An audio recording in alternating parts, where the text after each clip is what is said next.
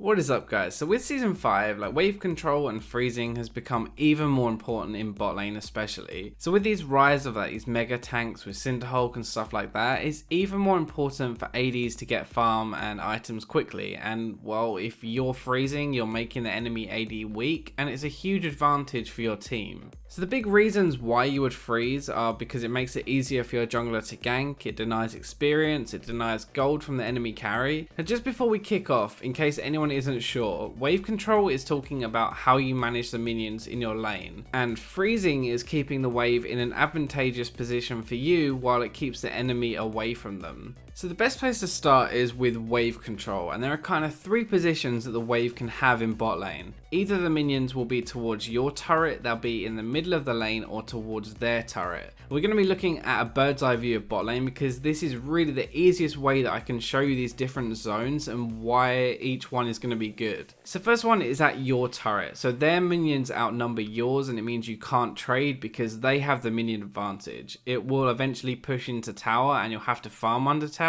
Now this doesn't sound too bad, but they have no minions to kill, so they can focus on hitting you, whereas you have minions to kill, so you have to split your focus. You are unlikely to get ganked unless you get poked too much and dived, but they do have lane control in this position. So moving on to the middle zone, the orange zone, and they can zone you if they're ahead, or you can zone them if you're ahead, and because the minions are going to be equal on either side, there's no advantage here. When you're in the dead center of a lane, it's actually quite difficult to gank you, so you're probably unlikely to get ganked at this position, and if you are going to get ganked, you'll get ganked from behind. When the lane is in the middle here, lane control is pretty even, and it comes down to who is actually stronger in a fight. So finally, moving on to the red zone, and this is when you're pushing. So your minions outnumber theirs, so you're in control. You can trade, you can poke them under tower for free, and they have to focus on CSing. So at this point, you are likely to get ganked, but you do have lane control, even if you're not actually stronger in a 2v2 fight.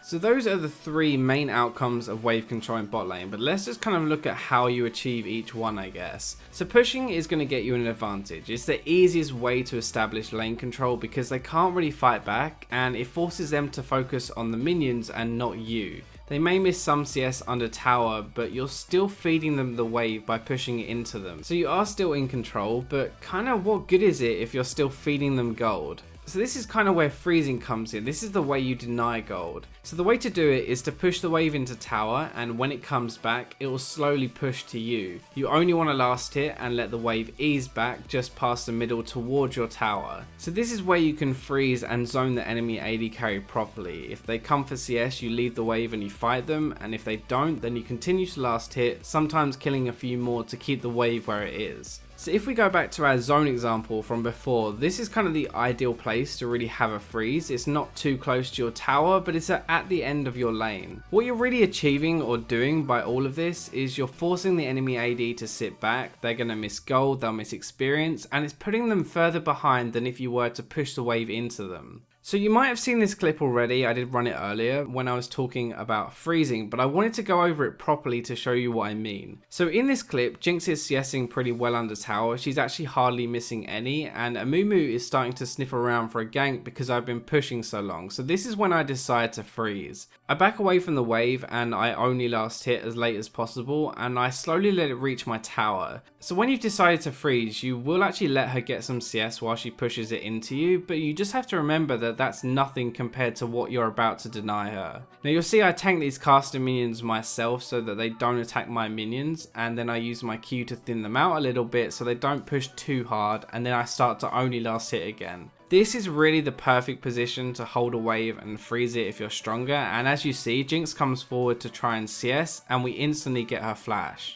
So the last thing to really point out is a little bit different with lane control, and it's when to push and when to base. So bot lane is very item dependent, right? Meaning that when the enemy bases, you ideally want to as well, because you kind of don't want them to come running back at you with a pickaxe, and all you have is Doran's blade to defend yourself. So if you're going to base first, this is a question that people ask me a lot. You actually always want to push your last wave really hard and then leave straight away. If you base after, either you kill your opponent or you force them to leave, you want to push that wave into tower and make them miss as much as CS as possible. The worst thing you can do is not push it, because a wave is going to build up with that wave already there and another one coming in, and you'll give them all this experience and gold from those waves that have built up, and you won't get any advantage from forcing them out of lane.